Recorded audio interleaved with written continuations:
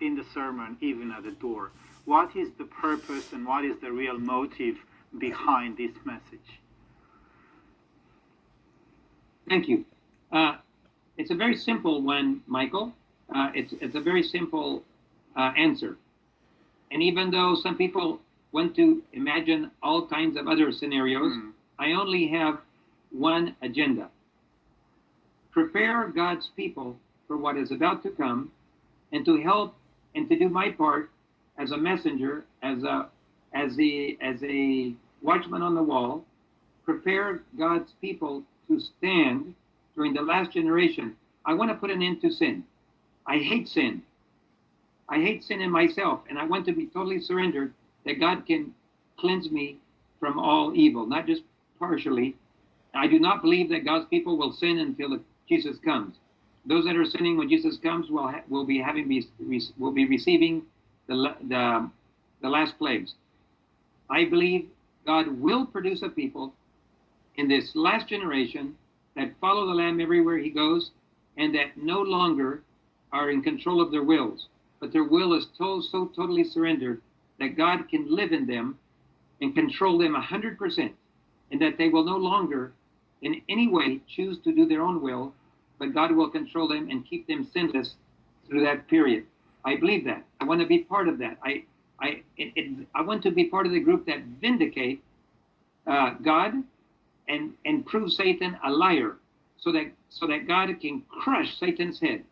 And I believe the 144,000 will be that evidence. The official position of most of our universities and most of our church theologians is that it's impossible to overcome sin. That's exactly Satan's position too.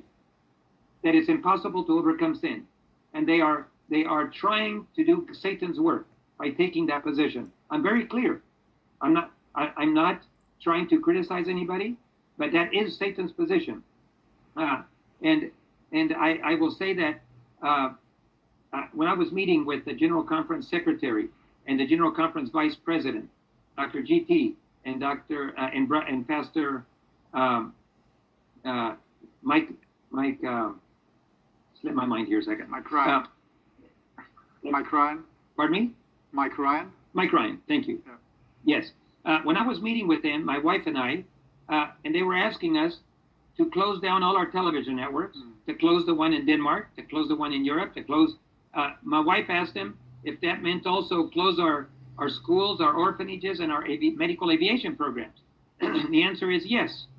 Close all of them. My wife almost had a heart attack. She almost stood up crying because she started. I said I had to calm her down, but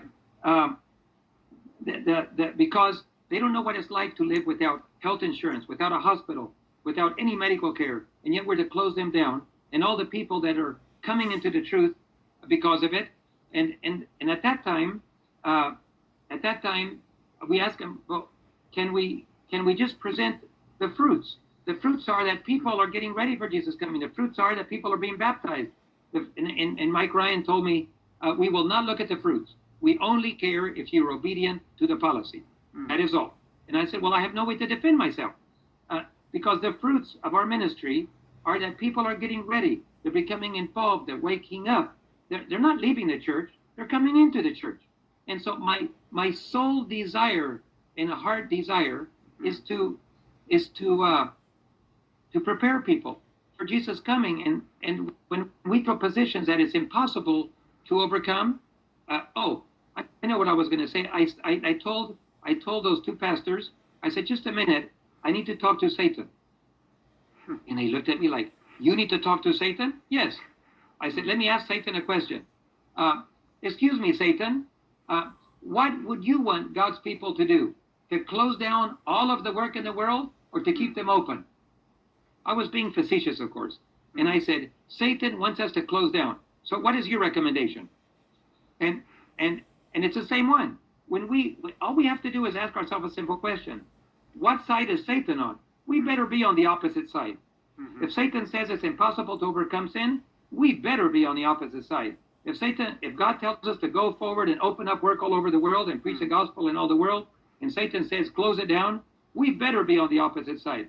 So, And when Mike Ryan told me that the Jesuits are our friends, he said the Jesuits are not our enemies; they're our friends.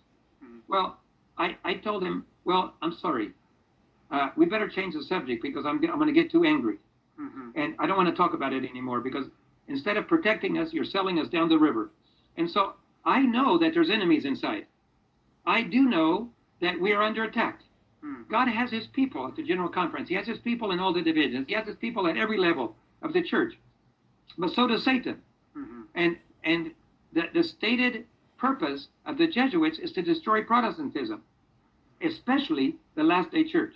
And my sole purpose is to stand for truth, Mike, to prepare a people.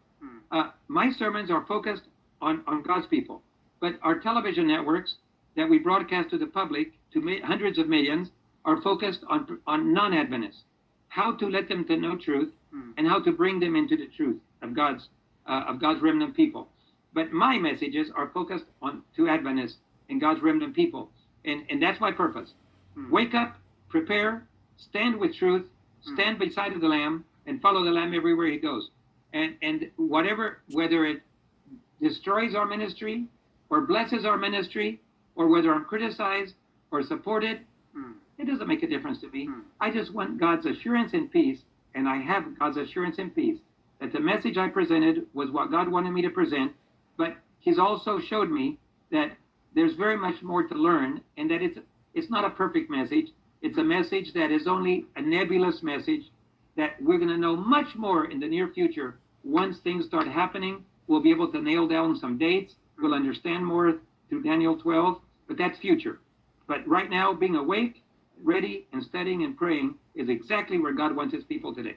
And that's what that message accomplished. All right. Well,